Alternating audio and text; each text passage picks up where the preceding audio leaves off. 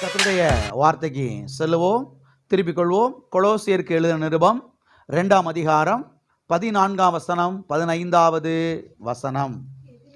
நமக்கு எதிரடையாகவும் கட்டளைகளால் நமக்கு விரோதமாகவும் இருந்த கையெழுத்தை குலைத்து அதை நடுவில் இராதபடிக்கு எடுத்து சிலுவையின் மேல் ஆணி அடித்து துரைத்தனங்களையும் அதிகாரங்களையும் உரிந்து கொண்டு வெளியரங்கமான கோலமாக்கி அவைகளின் மேல் சிலுவையிலே வெற்றி சிறந்தார். அவைகளின் மேல் சிலுவையிலே வெற்றி சிறந்தார்.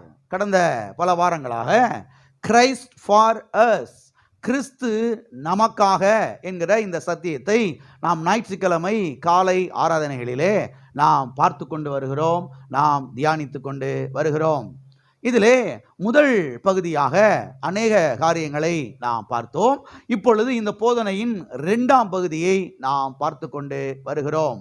இந்த போதனையின் 2ஆம் பகுதியாக நாம் எதை பார்த்து கொண்டு வருகிறோம் என்று சொன்னால், கிறிஸ்து நமக்காக என்னவாக ஆனார், கிறிஸ்து நமக்காக என்னவாக ஆனார் என்பதை நாம் பார்த்து கொண்டு வருகிறோம்.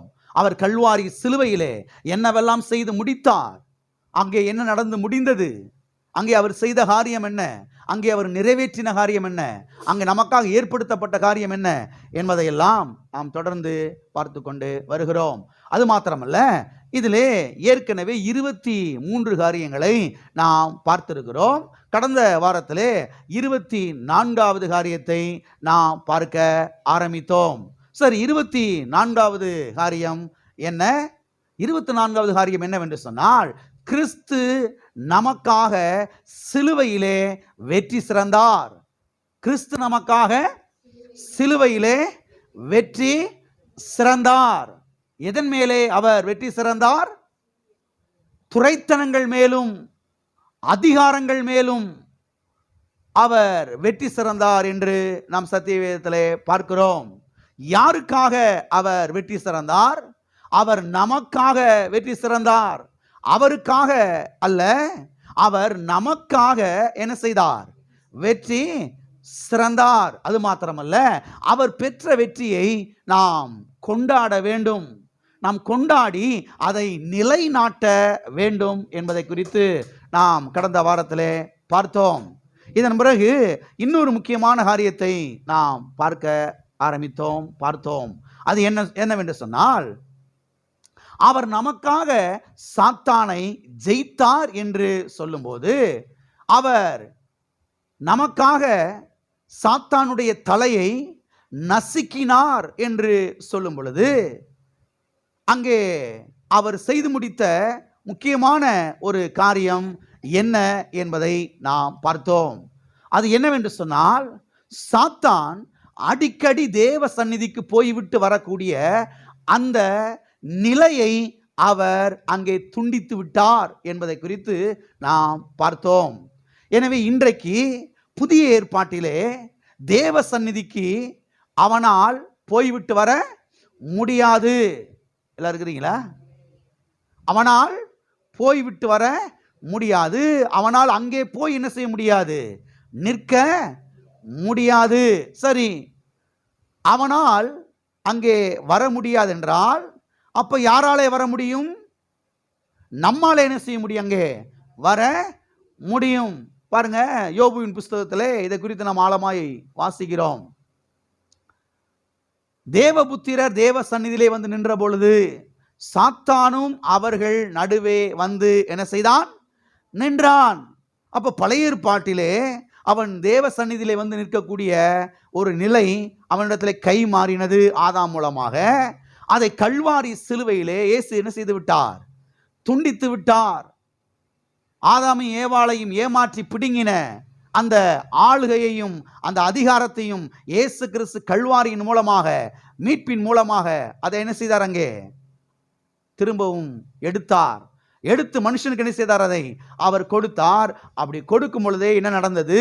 சாத்தான் அங்கே போயிட்டு வரக்கூடிய அந்த நிலையை அவர் என்ன செய்து விட்டார்? துண்டித்து விட்டார் என்பதை குறித்து நாம் பார்த்தோம். ஆகவே இன்றைக்கு புதிய ஏற்பாட்டிலே அவனாலே அங்கே வந்து என்ன செய்ய முடியாது? நிற்க முடியாது. அவனால அங்க வந்து நிற்க முடியாதுன்னா அப்ப யாராலே வந்து நிற்க முடியும்? நம்மாலே நிற்க முடியும். நாம் எவ்வாறு இங்கே வந்து நிற்கிறோம் என்று சொன்னால், அவருடைய இரத்த புண்ணியத்தினாலே, அவருடைய கிருபையினாலே நாம் என்ன செய்கிறோம்? வந்து இங்கே நிற்கிறோம். ஓகே, இதை தொடர்ந்து இன்னும் சில காரியங்களை இன்றைக்கு நாம் பார்க்க போகிறோம். திருப்பிக் கொள்வோம். லூக்கா எழுதின சுவிசேஷம் 22ஆம் அதிகாரம் 31வது வசனம் 32வது வசனம். பின்னும் கர்த்தர், சீமோனே சீமோனே, இதோ கோதுமையை சுலகினால் புடைக்கிறது போல சாத்தான் உங்களை புடைக்கிறதற்கு உத்தரவு கேட்டுக்கொண்டான். நானோ உன் விசுவாசம் ஒளிந்து போகாதபடிக்கு உனக்காக வேண்டிக் கொண்டேன். நீ குணப்பட்ட பின்பு உன் சகோதரரை ஸ்திரப்படுத்து என்றார். இங்கே இயேசு கிறிஸ்து பேதுருவை பார்த்து சொல்லுகிற ஒரு காரியத்தை நாம் வாசிக்கிறோம். இங்கே அவர் என்ன சொல்லுகிறார்? சீமோனே சீமோனே, இதோ கோதுமையை சுலகினால் புடைக்கிறது போல உன்னை புடைப்பதற்கு, உன்னை மாத்திரமல்ல உன்னுடைய சகோதரர்களை மற்ற சீசர்களையும் புடைப்பதற்கு அவன் என்ன செய்து கொண்டான்? உத்தரவு கேட்டுக்கொண்டான். என்ன கேட்டுக்கொண்டான்? உத்தரவு கேட்டுக்கொண்டான். நானோ உன் விசுவாசம் ஒளிந்து போகாதபடிக்கு உனக்காக என்ன செய்து கொண்டேன்? நான் வேண்டிக் கொண்டேன். ஆகையால் நீ குணப்பட்ட பின்பு மற்ற சகோதரர்களை, மற்ற சீசர்களை நீ என்ன செய்ய? ஸ்திரப்படுத்து, பலப்படுத்து, தைரியப்படுத்து. அவங்கள டிஸ்கரேஜ் பண்ணாத, அவங்கள மட்டம் தட்டி பேசாத, அவங்கள மண்டையில கொட்டாத, அவங்கள தைரியப்படுத்து, அவங்கள தூக்கி விடு என்று அவர் இங்கே சொல்லுகிறதை நாம் பார்க்கிறோம். எல்லாரும் கவனிக்கிறீங்களா? இந்த மாதிரி வசனங்கள்லாம் எடுத்து வச்சுக்கிட்டு தான் பாருங்க இன்றைக்கு அநேக கிறிஸ்தவ பிரசங்கியார்கள் இங்க பார்த்தீங்களா, பிசாசு என்ன செய்யறான்? ஆண்டவர்கிட்ட போய் உத்தரவு கேட்கிறான். ஆண்டவர்கிட்ட போய் உத்தரவு கேட்கிறான். எதுக்கு? பேதுருவை போட்டு தள்ளுறதுக்கு. அப்ப இதை போலதான் உலகத்தில் இருக்கிற எல்லா கிறிஸ்தவ விசுவாசிகளையும் போட்டு தள்ளுறதுக்கு என்ன செய்யறான் பிசாசு?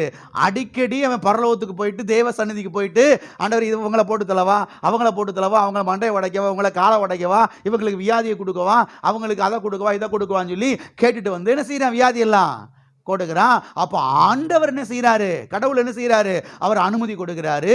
அவர் அனுமதி கொடுக்கறதுனாலதான் பிசாசு வந்து என்ன செய்யறான்? குடும்பத்துக்குள்ள பிரச்சனை உண்டாகிறான், குடும்பத்தில் குழப்பத்தை உண்டாகிறான், குடும்பத்தில் வியாதியை போட்டு விடுறான், தரித்திரத்தை உண்டாகிற, கஷ்டத்தை உண்டாகிறான். அப்ப கடவுள் அனுமதி கொடுக்கறதுனால தானே இதெல்லாம் என்ன செய்யுது? நடக்குது என்று பாருங்கள். அநேகர் இன்றைக்கு புதிய ஏற்பாட்டில் என்ன செய்கிறார்கள்? இதை எடுத்து வைத்துக்கொண்டு இது இவ்விதமாக என்ன செய்கிறார்கள்? அவர்கள் போதிக்கிறார்கள், அவர்கள் பிரசங்கிக்கிறார்கள். ஆகவே இதை குறித்து கொஞ்சம் ஆழமாய் நாம் பார்க்கலாம். இங்கே சொல்லப்பட்டிருக்கிறது, கோதுமையை சுலகினால் புடைக்கிறது போல சாத்தான் உன்னை புடைப்பதற்கு என்ன செய்து கொண்டான்? கேட்டுக்கொண்டான். என்ன செய்து கொண்டான்? கேட்டுக்கொண்டான். இந்த வசனம் பொது மொழிபெயர்ப்பிலே எப்படி வந்திருக்கிறது என்று சொன்னால், அவன் அனுமதி கேட்டுக்கொண்டான் என்று வந்திருக்கிறது. ஆண்டவரே, பேதுருவே அனுமதி கொடுத்துட்டான், எனவே நீரும் அனுமதி கொடுத்தா நல்லா இருக்குமே அப்படின்னு யாரு கேட்கிறா? சாத்தான் கேட்கிறான். பேதுருவே அனுமதி கொடுத்துட்டாண்டவரே வாயின் வார்த்தைனால. அதனால இப்ப நீங்கள் என்ன செய்யுங்க? அனுமதி கொடுங்க. நீங்க அனுமதி கொடுத்தா நல்லா இருக்கும். எதுக்கு? பேதுருவை சொலகுனால புடைக்கிறதுக்கு, போட்டு தள்ளுறதுக்கு. அப்ப நல்லா புரிஞ்சுக்கங்க ஒரு காரியத்தை. உங்க வாயின் வார்த்தையினால தான் நீங்க என்ன செய்றீங்க? அனுமதி கொடுக்குறீங்க. ஃபர்ஸ்ட் அனுமதி கொடுக்கிறது யாரு? கர்த்தரா நீங்களா? நீங்க தான், நாம தான். கர்த்தர் அனுமதி கொடுக்கிறது கிடையவே கிடையாது. இதை முதலாவது நீங்கள் புரிந்து கொள்ள வேண்டும். சரி, அடுத்து சொல்லப்பட்டிருக்கிறது, சுலகினால் புடைப்பதற்கு அவன் என்ன செய்து கொண்டான்?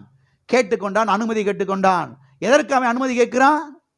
சுலகினால் உன்னை புடைப்பதற்கு, சுலகினால் உங்களை புடைப்பதற்கு அவன் அனுமதி கேட்டுக்கொண்டான் என்று சொல்லப்பட்டிருக்கிறது. எனவே பழைய ஏற்பாட்டிலே சாத்தான் கர்த்தருடைய சந்நிதிக்கு போய் அங்கே நின்று அனுமதி கேட்கக்கூடிய ஒரு நிலை பழைய ஏற்பாட்டிலே இருக்கவே இருந்தது என்பதை தேவனுடைய பிள்ளைகள் தெளிவாய் புரிந்து கொள்ள வேண்டும்.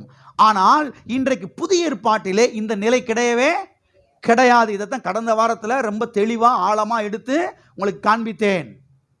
யூடியூப்லையும் பிரசங்கத்தில் அப்லோட் பண்ணியிருக்கிறோம். திரும்ப திரும்ப போட்டு கேளுங்க. இதெல்லாம் திரும்ப திரும்ப போட்டு கேட்டாதான் விளங்கும், புரியும், உள்ள இறங்கும்.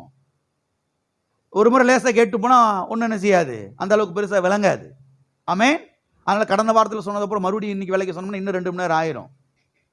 ஆகவே இதை தெளிவாய் புரிந்து கொள்ளுங்கள். பழைய ஏற்பாட்டிலே சாத்தான் கர்த்தருடைய சந்நிதிக்கு போய்விட்டு அங்கே அனுமதி கேட்கக்கூடிய ஒரு நிலை இருக்கவே இருந்தது. ஆனால் இன்றைக்கு புதிய ஏற்பாட்டிலே அந்த நிலை கிடையவே கிடையாது. எந்த நிலை கிடையாது? கர்த்தருடைய சந்நிதிக்கு போய் நிற்கக்கூடிய நிலை, தேவனிடத்திலே பேசக்கூடிய ஒரு நிலை இன்றைக்கு கிடையவே கிடையாது. ஏன் என்று சொன்னால், ஆண்டவராய் இயேசு கிறிஸ்து கல்வாரி சிலுவையிலே அவனை ஜெயித்து விட்டார். அவனை ஜெயித்ததின் மூலமாக அந்த நிலையை என்ன செய்து விட்டார்? அவர் துண்டித்து விட்டார். பாஸ்டர், இந்த வசனத்தை இப்போ புதிய ஏற்பாட்டில் தானே வாசித்தோம். கடந்த வாரத்தில் வாசித்த வசனங்கள் எல்லாம் பழைய ஏற்பாடு. ஆனால் இன்னைக்கு வாசித்த வசனம் எங்க இருக்குது? புதிய ஏற்பாட்டில் லூக்கா எழுதின சுவிசேஷத்தில் இருக்குது. அருமையானவர்களை கவனியுங்கள். மத்தேயு, மார்க்கு, லூக்கா, யோவான் புஸ்தகங்கள் பாருங்க. அது இயேசு கிறிஸ்துவினுடைய சரித்திரத்தை, அவருடைய வம்ச வரலாறு, அவர் பிறப்பின் வளர்ப்பு, அவர் சிலுவையில் மரித்த காரியங்களை குறித்து அங்கே சொல்லப்பட்டிருக்கிறது. இயேசு கிறிஸ்து என்றைக்கு சிலுவையிலே மரித்து அடக்கம் பண்ணப்பட்டு 3ஆம் நாள் உயிர் தெழுந்தாரோ, உயிர் தெழுந்த பொழுதுதான் புதிய ஏற்பாடு என்ன செய்கிறது? ஆரம்பிக்கிறது. என்ன செய்கிறது? புதிய ஏற்பாடு அன்றைக்கு தான் ஆரம்பிக்கிறது. ஆகவே இங்கே பழைய ஏற்பாட்டில் நடந்த சம்பவத்தை என்ன செய்யறோம்? நாம பார்க்கிறோம். பழைய ஏற்பாட்டில் பிசாசு என்ன செய்யறான்? கேட்டுக்கொள்ளுகிறான். பேதுருவை சுலகினால் புடைப்பதற்கு, பேதுருவை மாத்திரமல்ல மற்ற சீசர்களையும் புடைப்பதற்கு அவன் கேட்டுக்கொள்ளுகிறான். ஆகவே இது பழைய ஏற்பாட்டின் நிலை. இன்னைக்கு புதிய ஏற்பாட்டின் நிலை என்ன? இன்றைக்கு அவனால் என்ன செய்ய முடியாது? தேவ சந்நிதியில போய் நிற்க முடியாது. ஆதாம ஏமாத்தி வஞ்சித்து அவன் புடுங்கின அந்த அதிகாரம், அந்த ஆளுக, அதன் மூலமாக இந்த தேவ சந்நிதியில் நிற்கக்கூடிய சிலாக்கியத்தை அவன் கொடுத்துட்டான். இப்ப கர்த்தர் கல்வாரி சிலுவையிலே அவர் போய் சாத்தானை ஜெயித்து, பாதாளத்தை ஜெயித்து, மரணத்தை ஜெயித்து அந்த ஆளுக அதிகாரத்தை பிடுங்கிட்டாரு. அந்த ஆளுக அதிகாரியும் பிடுங்கினதோடு கூட இப்ப அவன் அங்கே போய் நிற்கக்கூடிய அந்த சிலாக்கியத்தை என்ன செஞ்சிட்டார்? கர்த்தர் துண்டிச்சிட்டாரு. இப்ப ரெண்டுமே எங்க வந்துருச்சு? இப்ப ஆதாமுக்கு, அவனுடைய சந்ததிக்கு, அவருடைய பிள்ளைகளாகி நமக்கு என்ன செய்து விட்டது? வந்து விட்டது. இப்ப மீட்பின் மூலமாக அதிகாரமும் ஆளுகையும் யார்கிட்ட இருக்குது? நம்மகிட்ட இருக்குது. இப்ப தேவ சந்நிதியிலே போய் நிற்கக்கூடிய சிலாக்கியம் மறுபடியும் யாருக்கு இருக்குது? நமக்கு தான் இருக்கிறது. ஆகவே தேவனுடைய பிள்ளைகள் இதை ஆழமாய் தெளிவாக புரிந்து கொள்ள வேண்டும். சரி, இப்ப இங்க இந்த வசனத்தை இன்னொரு விஷயத்தை நாம பார்ப்போம். இங்கே ஆண்டவராய் இயேசு கிறிஸ்து வேண்டிக் கொண்டார். வேண்டிக் கொண்டதாக இங்கே நான் வாசிக்கிறோம். உன் விசுவாசம் ஒளிந்து போகாதபடிக்கு நான் என்ன செய்து கொண்டேன்? என்ன செய்து கொண்டேன்? வேண்டிக் கொண்டேன். சரி, ஆண்டவராய் இயேசு கிறிஸ்து யாரிடத்திலே வேண்டிக் கொண்டார்? சாத்தான் இடத்திலா அல்லது வேற யார்ட்ட? இங்க சாத்தான் வந்து கேட்கிறான், பேதுருவை சுலகினால் புடைப்பதற்கு அவன் அனுமதி கேட்டுக்கொண்டான். நானும் உன் விசுவாசம் ஒளிந்து போகாதபடிக்கு என்ன செய்து கொண்டேன்? என்ன செய்து கொண்டேன்? வேண்டிக் கொண்டேன். வேண்டிக் கொண்டேன் என்று சொல்லும் பொழுது உடனே நம்முடைய மைண்ட்ல எப்படி தான் வருது? ஆண்டவர் யார்தான் வேண்டிக் கொண்டாரு? சாத்தாண்டதை வேண்டிக் கொண்டாரு. இது போன வாரத்தில் விலைக்கு சொன்னேன் இல்லையா? ஆண்டவர் பிசாசு காலில் விழுந்து, அப்பா சாமி விட்டுருப்பா, அவனை பாவம் பழச்சு போகட்டும். நல்லா இருந்துட்டு போகட்டும், இந்த ஒரு முறை விட்டுரு அப்படின்னு அவன்கிட்ட என்னமோ இவர் என்னமோ கெஞ்சி கெதறி விழுந்தது மாதிரியும் அவர் பிசாசு உடனே சரி போனா போட்டோம், சரிங்க ஆண்டவரே நீங்க கேட்டுக்கொண்டெல்லாம் விட்டுட்டேன் அப்படி நம்ம அவன் என்னமோ பெரிய ஆளுன்ற மாதிரியும் பாருங்க. இன்றைக்கு சில ஆட்கள் வந்து இதை வந்து இப்படி போதிச்சிடுறாங்க. இது அப்படி கிடையாது. கிறிஸ்தவ விசுவாசிகள் என்ன நினைக்கிறாங்க, ஆண்டவரை இயேசு கிறிஸ்து சாத்தானிடத்தில் வேண்டிக் கொண்டார் என்று நினைக்கிறார்கள். கிடையவே கிடையாது. ஆண்டவரை இயேசு கிறிஸ்து பிதாவாகிய தேவனிடத்தில் என்ன செய்து கொண்டார்? வேண்டிக் கொண்டார். பிதாவே பேதுரு அனுமதி கொடுத்துட்டான், ஆனா நீர் என்ன செய்து விடாதையும், அனுமதி கொடுத்து விடாதேயும், பேதுருடைய விசுவாசம் ஒளிந்து போய்விடும், எனவே சாத்தானுக்கு அனுமதி கொடுத்து விடாதேயும் என்று இயேசு கிறிஸ்து பிதாவாகிய தேவனிடத்திலே தான் அவர் வேண்டிக் கொண்டாரே தவிர அவர் சாத்தானிடத்தில் என்ன செய்யவில்லை? வேண்டிக் கொள்ளவில்லை. எனவே பழைய ஏற்பாட்டிலே, அதாவது ஆதாமின் விழுகை முதல், கவனிக்கிறீங்களா? பழைய ஏற்பாட்டிலே ஆதாமின் விழுகை முதல் இயேசு கிறிஸ்துவின் உயிர்த்தெழுதல் வரைக்கும் சாத்தானுக்கு இருந்த அந்த நிலை இன்றைக்கு கிடையவே கிடையாது. ஆதாமை ஏமாற்றி வஞ்சித்து இதை வாங்கிட்டான். அன்னையிலிருந்து இயேசு கிறிஸ்து உயிர்த்தெழுதல் அந்த நாள் வரைக்கும் அவனுக்கு இருந்த அந்த நிலை வேறே. இயேசு கிறிஸ்து உயிர்த்தெழுதலுக்கு பிறகு அவனுக்கு இருக்கக்கூடிய நிலை வேறே. ஏனென்று சொன்னால் ஆண்டவராய் இயேசு கிறிஸ்து அவனை கல்வாரி சிலுவையிலே ஜெயித்ததன் மூலமாக அந்த நிலையை அவர் என்ன செய்து விட்டார்? துண்டித்து விட்டார். அந்த நிலையை என்ன செய்து விட்டார்? பறித்து விட்டார். இப்ப நினைச்ச நேரத்துக்கெல்லாம் சாத்தானால எங்க போக முடியாது? தேவன் சந்நிதிக்கு போக முடியாது, அவர்கிட்ட பேச முடியாது, அனுமதியில் என்ன செய்ய முடியாது? வாங்க முடியாது. தெளிவுள்ளவர்களாய் நாம் இருக்க வேண்டும். சரி, இப்ப இன்னொரு காரியத்தை நாம் பார்க்க போகிறோம். அதாவது இயேசு கிறிஸ்துவின் உயிர்த்தெழுதலுக்கு பிறகு இந்த ஸ்லாக்கியம், இந்த பாக்கியம், இந்த மேன்மை யாருக்கு உண்டாயிருக்கிறது என்பதை இன்றைக்கு நாம் பார்க்க போகிறோம். இயேசு கிறிஸ்துவின் உயிர்த்தெழுதலுக்கு பிறகு இந்த ஸ்லாக்கியம், இந்த பிரிவிலேஜ், இந்த பாக்கியம், இந்த மேன்மை இன்றைக்கு யாருக்கு உண்டாயிருக்கிறது, இன்றைக்கு யாருக்கு இது கிடைத்திருக்கிறது என்பதை நாம் பார்க்க போகிறோம். அருமையானவர்களை கவனியுங்கள். இன்றைக்கு இந்த ஸ்லாக்கியம், இந்த பிரிவிலேஜ் யாருக்கு உண்டாயிருக்கிறது என்று சொன்னால் அவருடைய பிள்ளைகளாகிய நமக்கு உண்டாயிருக்கிறது.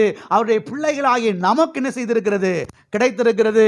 சத்தியவேதம் சொல்லுகிறது, யோவான் எழுதின சுவிசேஷம் 1ஆம் அதிகாரம் 12ஆம் வசனம் சொல்லுகிறது, அவருடைய நாமத்தின் மேல் விசுவாசம் உள்ளவர்களாய் அவரை ஏற்றுக்கொண்டவர்கள் எத்தனை பேர்களோ அத்தனை பேர்களும் தேவனுடைய பிள்ளைகள் என்று. ஆமென். எனவே அவருடைய நாமத்தின் மேலே விசுவாசம் வைத்து அவருடைய பிள்ளைகளாய் ஆக்கப்பட்டிருக்கிற நமக்குத்தான் இன்றைக்கு இந்த ஸ்லாக்கியம் என்ன செய்திருக்கிறது? உண்டாயிருக்கிறது. இந்த பாக்கியம் நமக்கு உண்டாயிருக்கிறது. இந்த பிரிவிலேஜ், இந்த தனிப்பட்ட சிறப்பு உரிமை அது நமக்கு என்ன செய்திருக்கிறது? உண்டாயிருக்கிறது. அவருடைய பிள்ளைகளாகிய நமக்குத்தான் இன்றைக்கு அவருடைய சந்நிதியிலே வந்து நிற்கக்கூடிய அந்த பாக்கியம், அந்த மேன்மை, அந்த மகிமை நமக்கு என்ன செய்திருக்கிறது? உண்டாகி இருக்கிறது. எனவே இப்ப தேவ சந்நிதிக்கு சென்று முதல் மனுஷனாகிய ஆதாமை போல அப்பா பிதாவே என்று என்ன செய்யலாம்? அவரிடத்திலே பேசலாம். ஆமென். இது நமக்கு கிடைத்திருக்கிற ஸ்லாக்கியம், இது நமக்கு கிடைத்திருக்கிற பாக்கியமாய் இருக்கிறது. ஆமென். அது மாத்திரமல்ல, இந்த பிரிவிலேஜை பற்றி, இந்த ஸ்லாக்கியத்தை பற்றி, இந்த மேன்மையை பற்றி பரிசுத்த ஆவியானவர் அப்போஸ்தலனாகிய பவுல் மூலமாக பாருங்க பல இடங்களிலே அவர் நமக்கு எழுதி நினைப்பூட்டுகிறதை சத்திய வேதத்திலே நாம் வாசிப்போம். எபேசியருக்கு எழுதின நிருபம் 2ஆம் அதிகாரம் 18வது வசனம். இந்த வசனங்கள் எல்லாம் மறக்கவே கூடாது வாழ்க்கையில். இதெல்லாம் ரொம்ப முக்கியமான வசனம். இதெல்லாம் அடிக்கடி வாசித்து நினைவு கூறக்கூடிய ஒரு வாக்கியங்கள். வாசிப்போம். எபேசியர் 2ஆம் அதிகாரம் 18வது வசனம். அந்தபடியே நாம் இருதரத்தாரும் ஒரே ஆவியினாலே பிதாவினிடத்தில் சேரும் ஸ்லாக்கியத்தை அவர் மூலமாய் பெற்றிருக்கிறோம். நல்லா கவனிங்க, பிதாவினிடத்தில் சேரக்கூடிய, போய் நிற்கக்கூடிய ஸ்லாக்கியத்தை, அந்த பிரிவிலேஜை, அந்த பாக்கியத்தை, அந்த மேன்மையை அவர் மூலமாக நாம் என்ன செய்திருக்கிறோம்? என்ன செய்திருக்கிறோம்? பெற்றிருக்கிறோமா? இல்ல பெற போறோமா? இல்ல இரண்டாவது வருகையில பெற்றுக்கொள்வோமா? பெற்று இருக்கிறோம். எல்லாரும் இருக்கிறீங்களா? பிதாவினிடத்திலே சேரக்கூடிய ஸ்லாக்கியம். இந்த வசனம்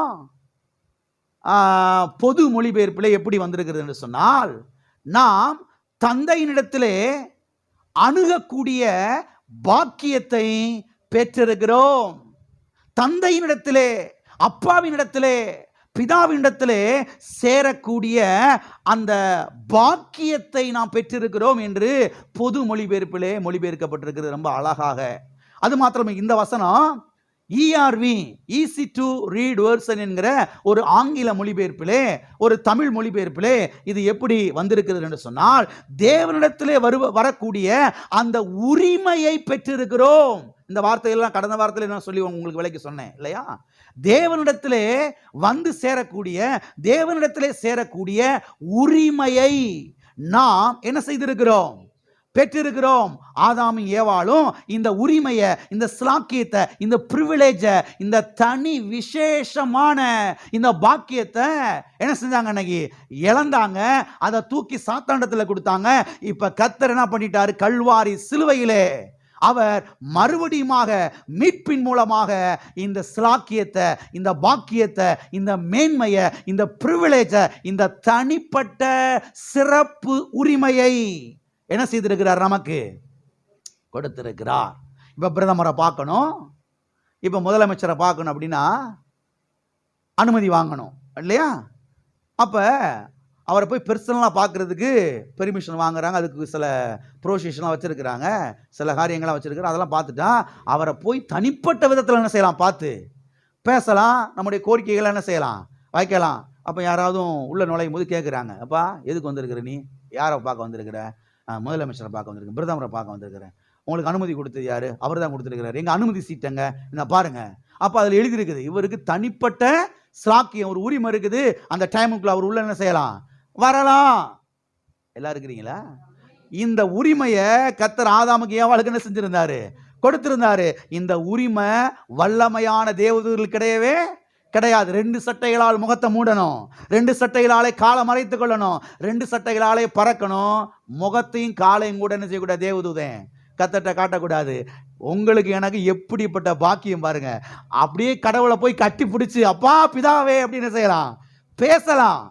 அப்படிப்பட்ட தனிப்பட்ட சிறப்பு உரிமையை கர்த்தர் நமக்கு என்ன செய்திருக்கிறார்? கொடுத்திருக்கிறார். அது ஆதாம் ஏவாளும் இழந்தாங்க, வஞ்சிக்கப்பட்டு பிசாசு ஏமாத்தி வாங்கினா. கர்த்தர் கல்வாரி சிலுவையின் மூலமாக, மீட்பின் மூலமாக அதை மறுபடி நமக்கு என்ன செஞ்சிருக்கிறாரு? கொடுத்திருக்கிறாரு. அதைத்தான் இந்த வசனம் நமக்கு தெளிவாய் சொல்லுகிறது. பிதாவினிடத்திலே சேரக்கூடிய, அவருடைய சமூகத்திலே வந்து நிற்கக்கூடிய, அவருடைய பிரசனத்திலே வந்து நிற்கக்கூடிய அந்த ஸ்லாக்கியத்தை பெற்றிருக்கிறோம். அந்த பிரிவிலேஜை நாம் பெற்றிருக்கிறோம். அந்த மேன்மையை நாம் பெற்றிருக்கிறோம். அந்த தனி வகையான சிறப்பு உரிமையை நாம் என்ன செய்திருக்கிறோம்? பெற்றிருக்கிறோம். சரி, யார் மூலமாய் பெற்றிருக்கிறோம்? அது ரொம்ப ரொம்ப முக்கியம். பைபிளில் அது ரொம்ப ரொம்ப முக்கியம். கிறிஸ்து நமக்காக அப்படிங்கிற சத்தியத்தை தான் நம்ம பார்த்து கொண்டு வருகிறோம். இன்னும் வருகிற நாட்களில் அதை குறித்து போதிக்க போகிறோம். அவர் மூலமாய், இந்த வசனத்தில் நீங்கள் பைபிளில் பாருங்க, குறிப்பாக நிருபங்கள்ல வாசிக்கலாம். அவர் மூலமாய், அவராலே, அவரை கொண்டு, இப்படிலாம் நீங்க வாசிக்கலாம். கிறிஸ்துவினாலே, கிறிஸ்துவுக்குள், அவருக்குள், இந்த வார்த்தையெல்லாம் நீங்க வாசித்தீங்கன்னா உடனே பேனாவில் ரவுண்டு போட்டு வைங்க. இப்போ நமக்காக என்கிற வார்த்தையை பார்த்து கொண்டே வருகிறோம். கிறிஸ்து நமக்காக, கிறிஸ்து நமக்காக, கிறிஸ்து நமக்காக வார்த்தையெல்லாம் பாருங்க, நீங்க மார்க் பண்ணி வைங்கன்னு சொன்னேன். அதை குறித்து தான் இப்போ இவ்வளவு வாரமாக பார்த்து கொண்டு வருகிறோம். ஆனா இதுல இன்னொரு முக்கியமான வார்த்தை என்ன? அவர் மூலமாய், அவராலே, அவரை கொண்டு, அவருக்குள், கிறிஸ்துவுக்குள், இப்படிலாம் நீங்க வாசித்தீங்கன்னா விட்டுறக்கூடாது அந்த வார்த்தையெல்லாம். ஏன்னா அவர் மூலமா தான் இதெல்லாம் நமக்கு என்ன செஞ்சிருக்குது, உண்டாயிருக்கிறது. இங்கேயும் கூட பார்த்தீங்கன்னா பிதாவினிடத்திலே சேரக்கூடிய சிலாக்கியத்தை அவர் மூலமாய் பெற்றிருக்கிறோம். யார் மூலமாய் பெற்றிருக்கிறோம்? கிறிஸ்து இயேசுவின் மூலமாய் என்ன செய்திருக்கிறோம், பெற்றிருக்கிறோம். அப்ப கிறிஸ்து இயேசு தான் அந்த சிலாக்கியத்தை மறுபடியுமாக நமக்கு என்ன செய்திருக்கிறார், பெற்று கொடுத்திருக்கிறார். எந்த சிலாக்கியத்தை? தேவ பிரசன்னத்திலே வந்து நிற்கக்கூடிய, தேவ சமூகத்திலே வந்து நிற்கக்கூடிய, தேவனோடு பேசக்கூடிய அந்த சிலாக்கியத்தை, அந்த பாக்கியத்தை, அந்த மேன்மையை, அந்த பிரிவிலேஜ, அந்த தனிப்பட்ட, அந்த தனி விதமான சிறப்பு உரிமையை இயேசு கிறிஸ்துவின் மூலமாய் நாம் என்ன செய்திருக்கிறோம், பெற்றிருக்கிறோம். ஆகையால் தான் அடிக்கடி இயேசு கிறிஸ்துவை என்ன செய்யணும், நாம துதிக்க வேண்டும், அவரை ஆராதிக்க வேண்டும். அவர் மூலமாக தான் எல்லா சிலாக்கியங்கள், எல்லா ஆசீர்வாதங்களும், எல்லா நன்மைகளும் நமக்கு என்ன செய்திருக்கிறது, உண்டாயிருக்கிறது. இயேசு கிறிஸ்துவாலே அன்றி வேற ஒருவராலும் ரட்சிப்பு இல்லை. இயேசு கிறிஸ்துவாலே அன்றி வேற ஒருவராலும் ரட்சிப்பு இல்லை. இயேசு கிறிஸ்து மாத்திரம்தான் நம்ம ரட்சிக்கிறவர். வேற எந்த விதத்திலும் நமக்கு ரட்சிப்பு கிடையாது, மீட்பு கிடையாது. பரலோகத்துக்கு போக முடியாது வேற எந்த வழியிலையும். ஆகவே ஆண்டவராய் இயேசு கிறிஸ்துவை ஏற்றுக்கொள்ளாதவர்கள் ஆண்டவராய் இயேசு கிறிஸ்துவை ஏற்றுக்கொள்ள வேண்டும். எல்லா ஆசீர்வாதங்களும் இயேசு கிறிஸ்துவின் மூலமாய் நமக்கு உண்டாயிருக்கிறது. இயேசு கிறிஸ்துவின் மூலமாய் நமக்கு என்ன செய்கிறது, வருகிறது. சுகம், பலம், ஆரோக்கியம், ஐஸ்வர்யம், வளமை, வாழ்வு, வெற்றி, ஜீவன், சமாதானம், எல்லா ஆசீர்வாதங்களும் இயேசு கிறிஸ்துவின் மூலமாய் தான் நமக்கு வருகிறது, உண்டாயிருக்கிறது.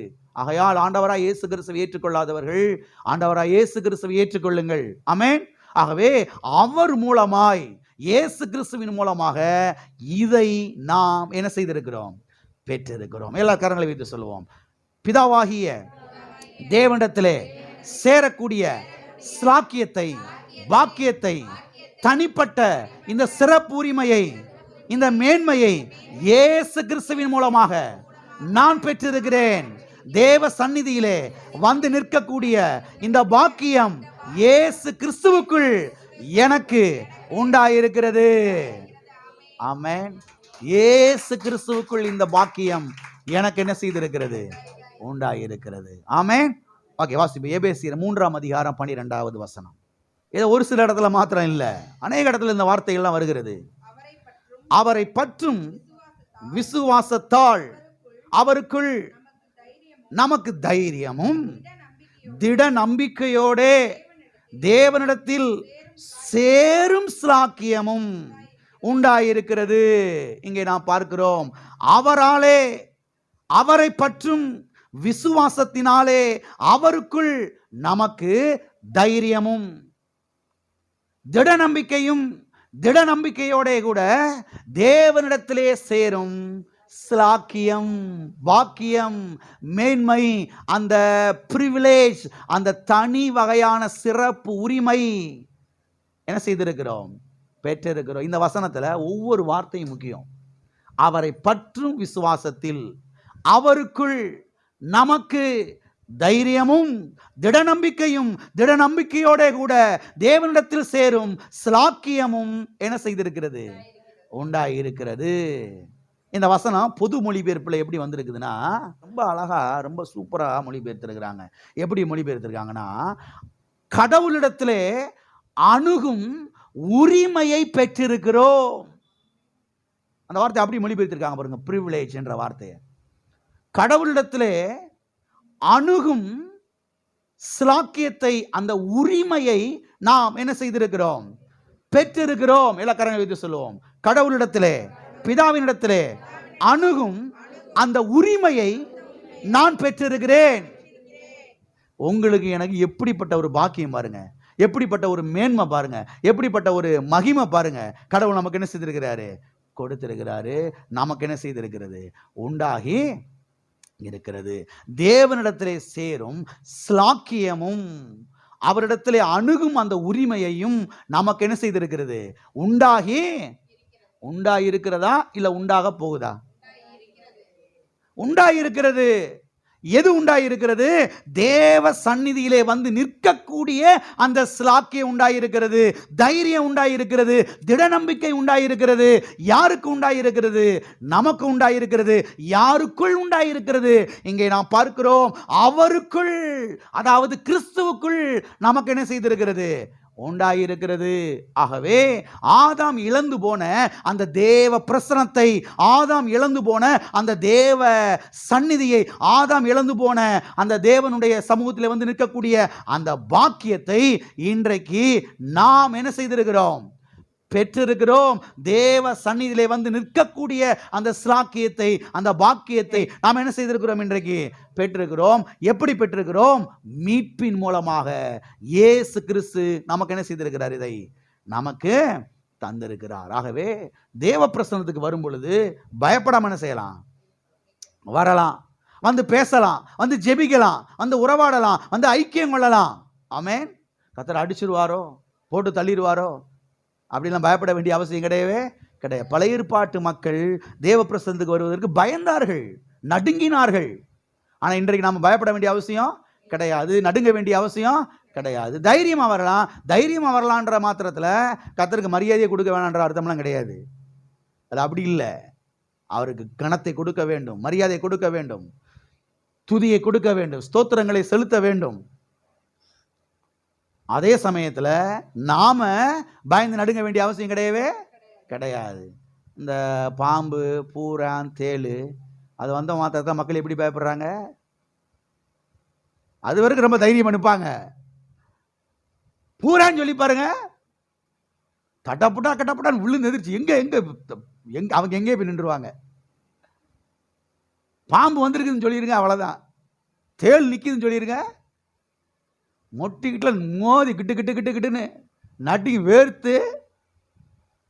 கர்த்தர் சொல்றாரு, இந்த மாதிரி பயத்தோடு என் பிரசனத்துக்கு நீ என்ன செய்ய வேணாம். அப்படி இல்லை, அந்த பயம்லாம் கிடையாது. அந்த பயம்லாம் தேளுக்கும் பூரானுக்கும் பாம்புக்கும் பயப்படுற மாதிரிலாம் கிடையாது. கர்த்தருக்கு செலுத்த வேண்டிய மரியாதை, கனம், துதி அதையெல்லாம் அவருக்கு என்ன செய்யணும்? நாம செலுத்தணும். அதே சமயத்தில் தைரியமாய் என்ன செய்யலாம்? தேவ பிரசன்னத்துக்கு தைரியமாய் திட நம்பிக்கையோடு தேவ பிரசன்னத்துக்கு என்ன செய்யலாம்? வரலாம் என்று கர்த்தருடைய வார்த்தை நமக்கு தெளிவாய் போதிக்கிறது. எல்லாம் கரங்களை வைத்து சொல்லுவோம். தைரியமாய் திட நம்பிக்கையோடு தேவனிடத்திலே வந்து நிற்கலாம். இந்த ஸ்லாக்கியம் கிறிஸ்துவுக்குள் எனக்கு உண்டாயிருக்கிறது. ஆமென். இந்த ஸ்லாக்கியம், இந்த பாக்கியம், இந்த பிரிவிலேஜ், இந்த தனிப்பட்ட சிறப்பு உரிமை கிறிஸ்துவுக்குள் எனக்கு என்ன செய்திருக்கிறது? உண்டாயிருக்கு. சரி, இப்போ இன்னொரு முக்கியமான காரியத்தை பார்க்க போகிறோம். கடந்த வாரத்தில் இந்த கேள்வியை நான் சொன்னேன். ஏன் கர்த்தர் சாத்தானை இன்னும் விட்டு வச்சிருக்கிறாரு? அவன் ஏன் இன்னும் இந்த பூமியில இருக்கிறான்? கல்வாரி சிலுவையிலே ஆளுகை அதிகாரத்தையும் பிடுங்கின போதே அவனை சங்கிலியால கட்டி நேர நரகத்தில் தள்ளி விட்டுருந்தாருன்னா, பாஸ்டர் இன்னைக்கு நான் பாட்டுக்கு நிம்மதி செய்வேன் இருப்பேன். இன்னைக்கு இவ்வளவு பிரச்சனை, இவ்வளவு போராட்டம், இவ்வளவு கஷ்டமா இருக்குது அப்படின்னு சிலர் என்ன செய்யறாங்க? சொல்றாங்க. அருமையானவர்களே கவனிங்கள், இதற்கான பதிலை இன்றைக்கு நாம் தெளிவாய் பார்க்க போகிறோம். ஏன் கர்த்தர் சாத்தானை இன்னும் என்ன செய்திருக்கிறார்? விட்டு வைத்திருக்கிறார். அவனை ஏன் சங்கிலியாலே கட்டி இன்னமும் அவர் போடவில்லை என்பதற்கான பதிலை இன்றைக்கு நாம் பார்க்க போகிறோம். எல்லாம் கவனிங்க, அருமையான தேவனுடைய பிள்ளைகளை கவனிங்கள். ஆண்டவராய் இயேசு கிறிஸ்து யார் என்றால், அவர் 100% தேவன், அதே சமயத்தில் அவர் 100% மனிதன். ஆண்டவராய் இயேசு கிறிஸ்து யார் என்றால், அவர் 100% தேவன், அதே சமயத்தில் 100% அவர் மனிதன். எனவே அவர் மனிதனாக இந்த பூமிக்கு வந்து அவருடைய வேலையை அவர் செய்து முடித்துவிட்டு அவர் என்ன செய்து விட்டார்? பரலோகத்துக்கு போய்விட்டார். ஆழமாய் கவனியுங்கள். இயேசு கிறிஸ்து 100% தேவன், அதே சமயத்தில் 100% அவர் மனிதன். ஆனால் ஆதாம் யார்? ஆதாம் 100% யாருதான்? மனிதன்தான். 100% அவன் மனிதன்தான். எனவே கர்த்தர் என்ன சொல்றார்னா, 100% மனிதனைத்தான நீ ஏமாத்தி இந்த ஆளுகையையும் இந்த அதிகாரத்தையும் நீ பிடுங்கின. இப்ப 100% மனிதனாக இருக்கக்கூடிய என் பிள்ளைய வச்சே உன் தலையை டெய்லி நான் உடப்பேன்டா. எத்தனைக்கு புரியுது? ஏன் கர்த்தர் சாத்தான் என்ன விட்டு வச்சிருக்கிறார் தெரியுமா? இதை நீங்க கவனிக்கணும் ஆழமா. இது விளங்கிருச்சுன்னா பிசாசை கண்டு நீங்க பயப்பட மாட்டீங்க, பிசாசை உயர்த்தி பேச மாட்டீங்க, பிசாசை ஹைலைட் பண்ணி பேச மாட்டீங்க. இன்னைக்கு சபைக்கு பார்த்தீங்கன்னா பிசாசை தான் ஹைலைட் பண்ணி பேசுறது.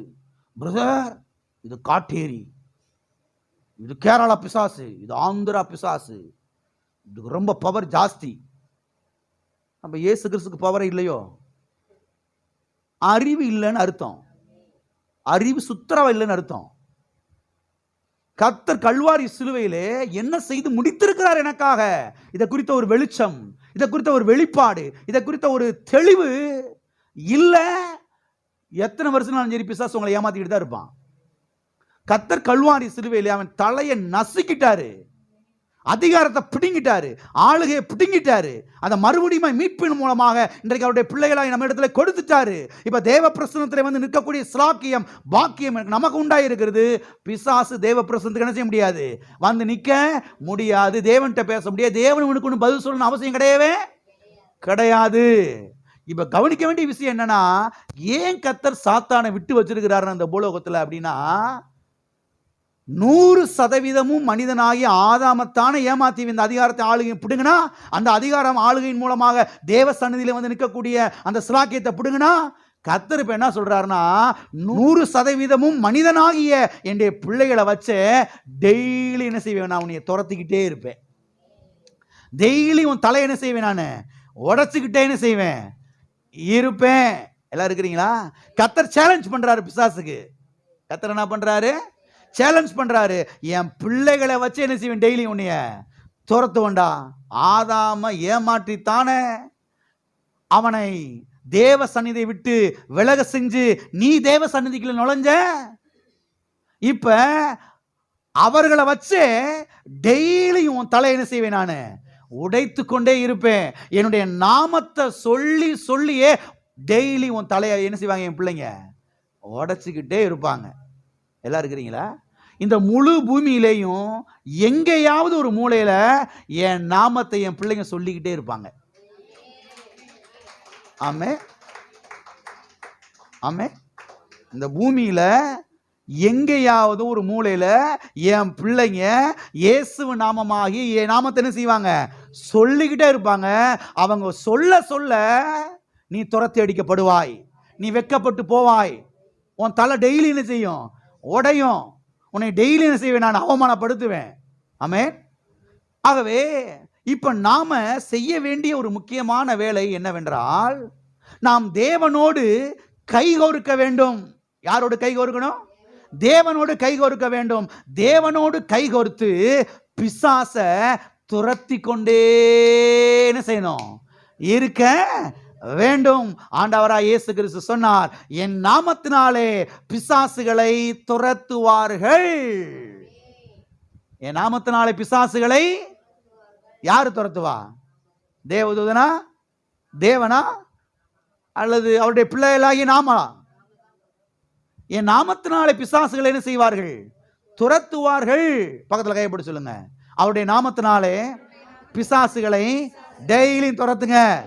அவருடைய நாமத்தினால பிசாசுகளை டெய்லியும் துரத்துங்க. என்ன செய்யுங்க, டெய்லி ஓடி கிச்சனுக்குள்ள ஒளிஞ்சுக்குங்க,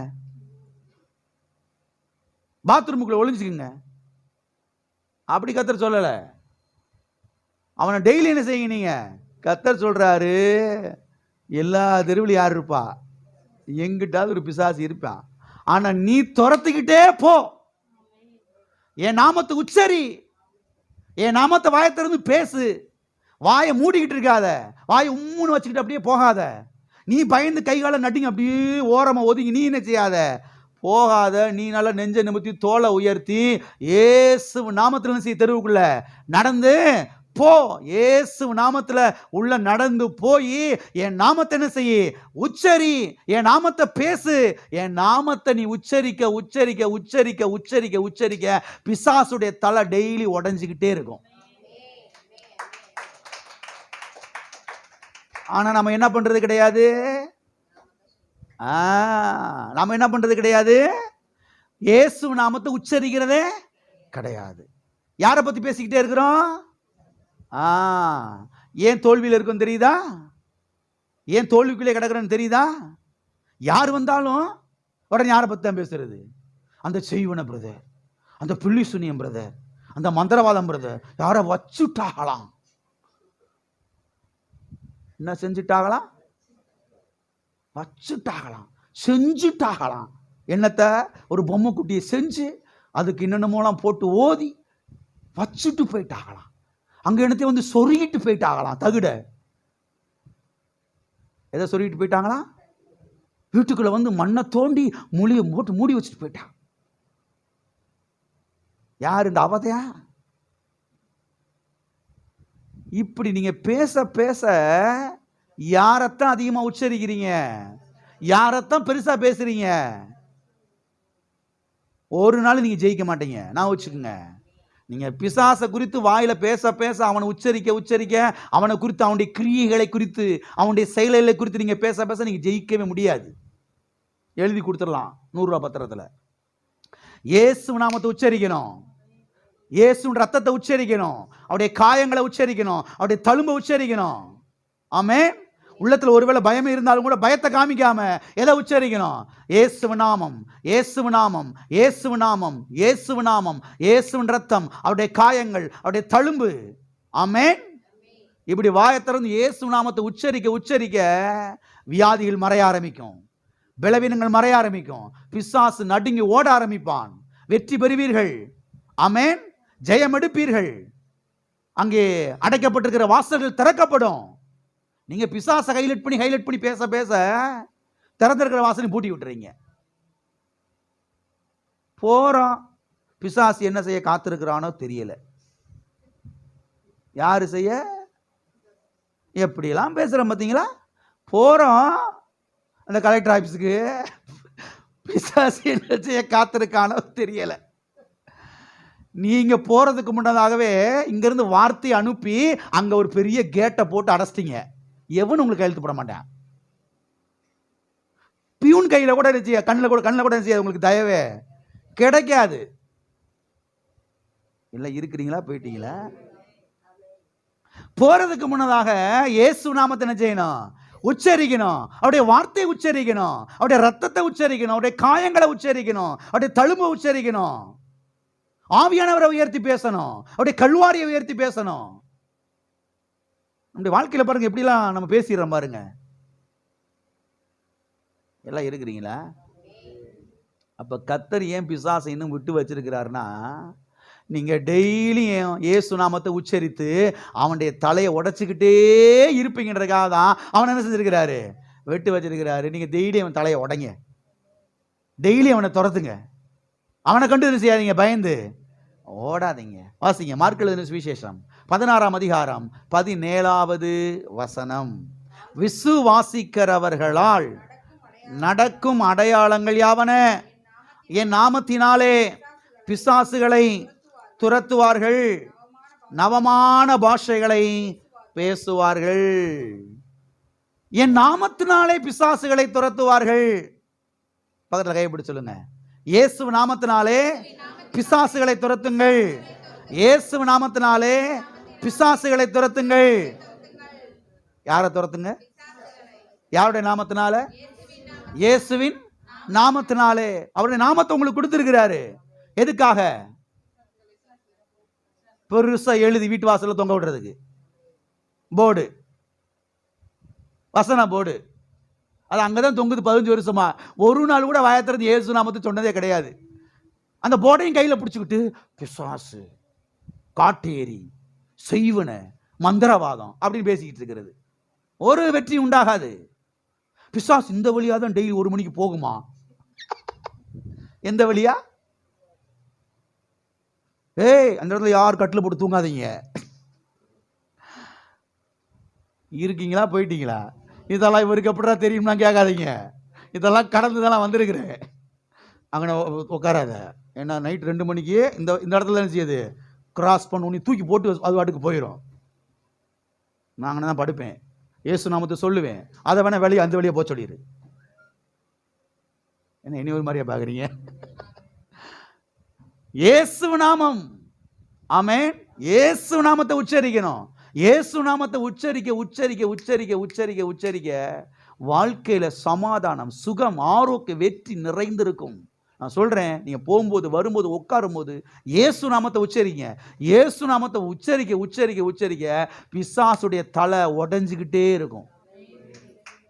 அவன் ஓடிக்கிட்டே தான் இருப்பான். ஆமே. ஆகவே இயேசு நாமத்தை என்ன செய்யுங்கள், டெய்லியும் உச்சரியுங்கள். டெய்லி உச்சரிங்க. உச்சரிக்க உச்சரிக்க உச்சரிக்க வாழ்வு என்ன செய்யும், உங்களுடைய வாழ்க்கையில உண்டாக ஆரம்பிக்கும். எனவே இன்றைக்கு நமக்கு ஒரு வேலை இருக்கிறது. அது என்ன வேலை? தேவனோடு சேர்ந்து, தேவனோடு கைகோர்த்து ஒவ்வொரு நாளும் இயேசுவின் நாமத்தை என்ன செய்ய வேண்டும், உச்சரிக்க வேண்டும். உச்சரித்து பிசாசுகளை துரத்தி கொண்டே இருக்க வேண்டும். அவர் அவைகளின் மேல் சிலுவையிலே என்ன செய்தார்? வெற்றி சிறந்தார். அவர் சிலுவையின் மேல் வெற்றி சிறந்தார் என்பதனுடைய அர்த்தம் என்ன? சாத்தான் பரலோகத்துக்கு, தேவ சந்நிதிக்கு போயிட்டு வரக்கூடிய அந்த நிலையை என்ன செய்து விட்டார்? அவர் துண்டித்து விட்டார். இன்றைக்கு புதிய ஏற்பாட்டில் பிசாசு நினைச்ச நேரத்துக்கெல்லாம் எங்க போக முடியாது, தேவ சந்நிதிக்கு போக முடியாது. அவன் போக முடியாதுன்னா யார் போகலாம்? நாம போகலாம். நாம் அங்கே போய் நிற்கலாம். அப்பா பிதாவை என்ன செய்யலாம்? நிற்கலாம். இது வரைக்கும் எத்தனை கிளியர் ஆயிடுச்சு? புரிஞ்சிருச்சா? இன்னும் ஒரு காரியத்தை பார்த்து முடிக்க போகிறோம். அருமையானவர்களே கவனியுங்கள். சத்திய வேதத்திலே இயேசு கிறிஸ்துவை பற்றி என்ன சொல்லப்பட்டிருக்கிறது என்றால், அவர் வெற்றி சிறந்தவர். வாஸ்தவம் இல்லையப்பா? கொலோசியர்ல அவைகள் மேல் அவர் சிலுவையிலே என்ன செய்தார்?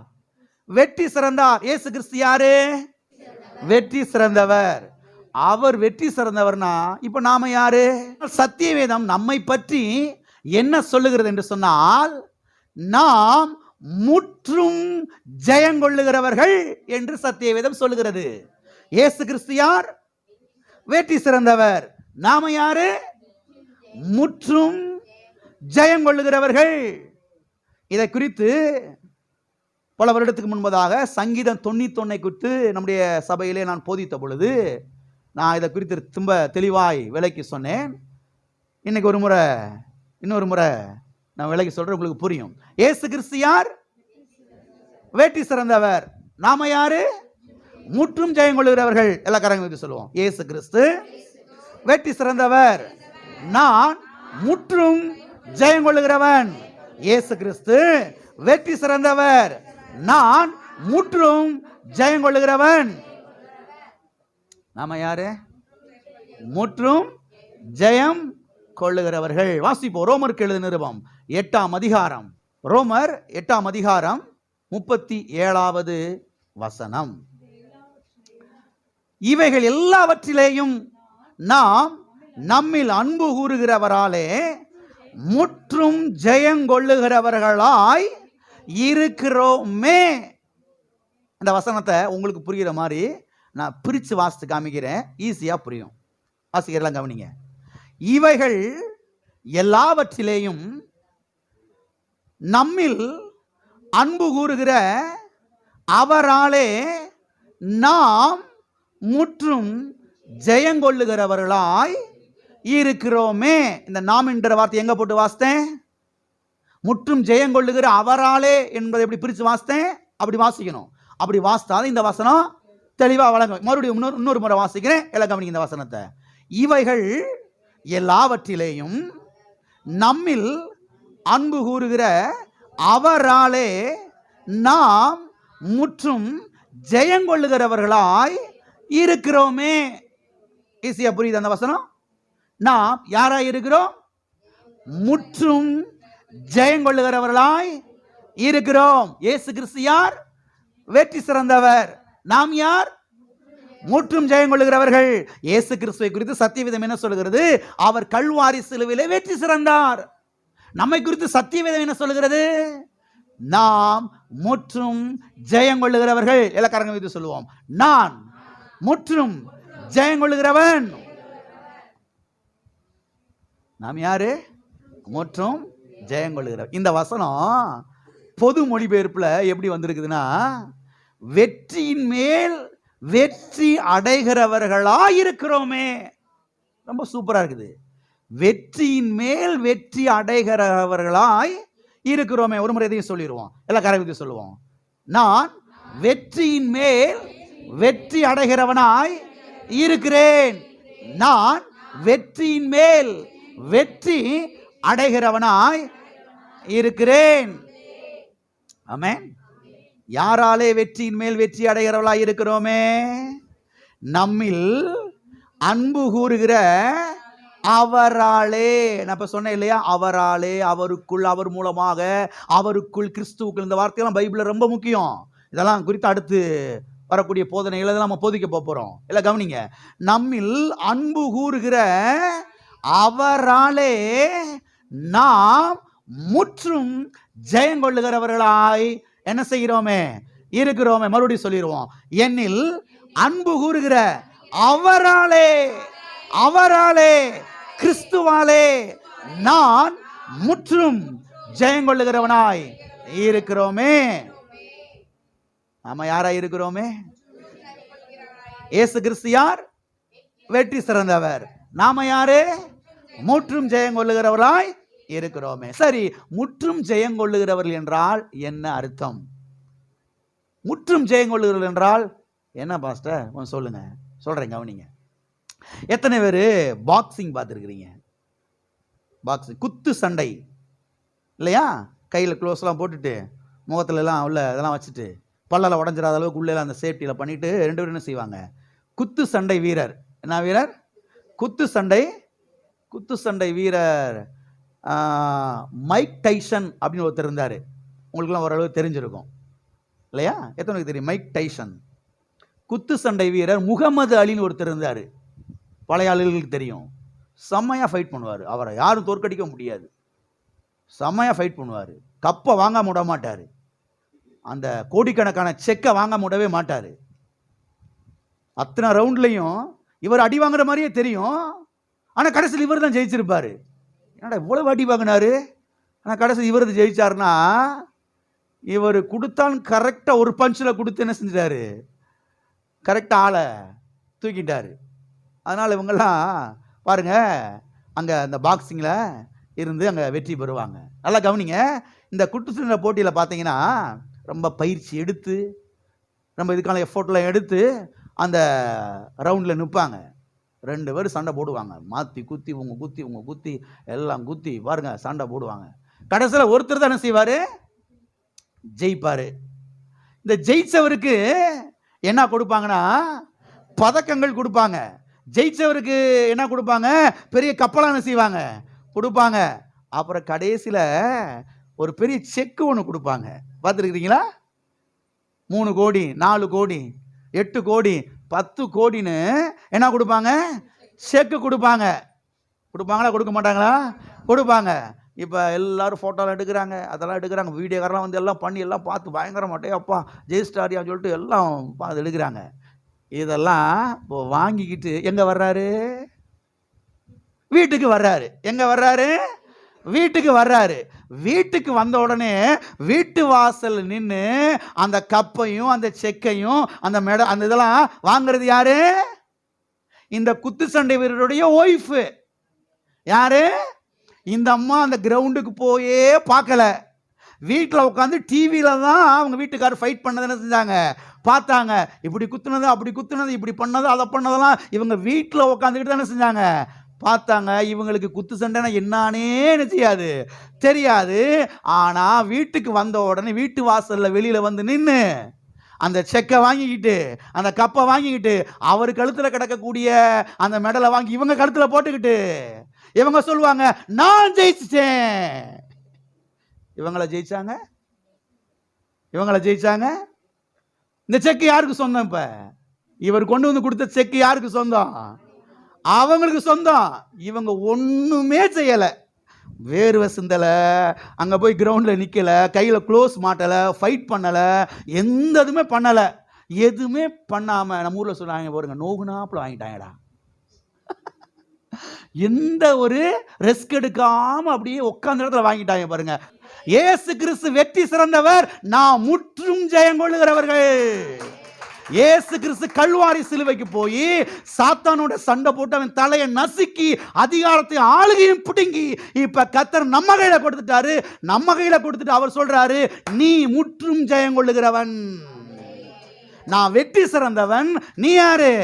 முற்றும் ஜெயம் கொள்ளுகிறவன். இப்ப கல்வாரி சிலுவையின் மூலமாக உண்டாயிருக்கிற எல்லா ஆசீர்வாதங்கள், எல்லா நன்மைகள், இதெல்லாம் யாருக்காக? நமக்காக. இன்னைக்கு நமக்கு என்ன செய்திருக்கிறது? அது உண்டாகி இருக்கிறது. செக்கு யாருக்கு சொந்தம்? இவங்கள ஃபைட் பண்ணாங்க, இவங்கள சண்டை போட்டாங்க, ஆனால் வாங்கி வச்சுக்கிட்டாங்க. பீரோக்குள்ள கொண்டு போய் எங்கது? தங்க மெடல் யாருது? எங்கது? கப்பு யாருது? எங்கது? எங்க அவருக்கு சொந்தமானதெல்லாம் எனக்கு சொந்தங்க. புருஷனுக்கு சொந்தமானதெல்லாம் மாணவிக்கு சொந்தம். கல்வாரி சிலுவையிலே அவர் சம்பாதித்து வைத்திருக்கிற அத்தனை ஆசீர்வாதங்களும் எனக்கு சொந்தம். ஆமென். அவர் சம்பாதித்து வைத்திருக்கிற அத்தனை ஆசீர்வாதங்கள் யாருக்கு சொந்தம்? எனக்கு சொந்தம். ஆமென். அதை குறித்து தான் சத்தியவேதம் சொல்லுகிறது. நம்மில் அன்பு கூறுகிற அவராலே நாம் முற்றும் ஜெயங்கொள்ளுகிறவர்களாய் இருக்கிறோம். அப்ப செக்கை கொண்டு வந்த உடனே ஐயா ஆற்றலம் கொடுப்பாரு. சத்தியவேதம் சொல்லுகிறது, இயேசு கிறிஸ்து மணவாளன், திருச்சபை மணவாட்டி என்று. ஆமென். அப்ப கர்த்தர் கல்வாரி சிலுவையில இவ்வளவு பாடுபட்டு இந்த அதிகாரத்தையும் ஆளுகையும் பிடுங்கி அதன் மூலமாக உண்டாயிருக்கிற அந்த ஸ்லாக்கியத்தெல்லாம் கொண்டு வந்து இப்ப யாரு கையில கொடுத்துட்டாரு? சபையாகிய நம்மிடத்துல கொடுத்துட்டாரு. இப்ப இந்த அதிகாரத்தை யார் தான் யூஸ் பண்ணணும்? யார் தான் பயன்படுத்தணும்? இயேசு நாமத்தை டெய்லியும் சொல்ல சொல்ல சொல்ல சொல்ல சொல்ல பிசாசுடைய தலை டெய்லியும் அடி வாங்கிக்கிட்டே இருக்கணும். அடி வாங்கிக்கிட்டே இருக்கணும். டெய்லி அவன் தலை உடைஞ்சிக்கிட்டே இருக்கணும். ஆமென். அள்ளி நகரத்தில் உடையணும், பொம்மனம்பட்டியில் உடையணும், பெரிய குளத்தில் உடையணும், அன்னஞ்சியில் உடையணும். ஆமென். பிசி பட்டியில் உடையணும். எது? பிசாசுடைய தலை. நீங்க போகும்போது வரும்போது இயேசு நாமத்தை உச்சரிக்க உச்சரிக்க உச்சரிக்க பிசாசுடைய தலை என்ன செய்யணும்? உடைஞ்சுக்கிட்டே என்ன செய்யணும்? இருக்கணும். கர்த்தர் சொல்றாரு, நீ முற்றும் ஜெயங்கொள்ளுகிறவன். ஆமென். அவர் நமக்காக கல்வாரி சிலுவையிலே வெற்றி சிறந்தார். எல்லா கண்களை மூடி நாம் ஜெபிப்போம். நாம கல்வாரி சிலுவையிலே சாத்தானோடு சண்டை போடலை.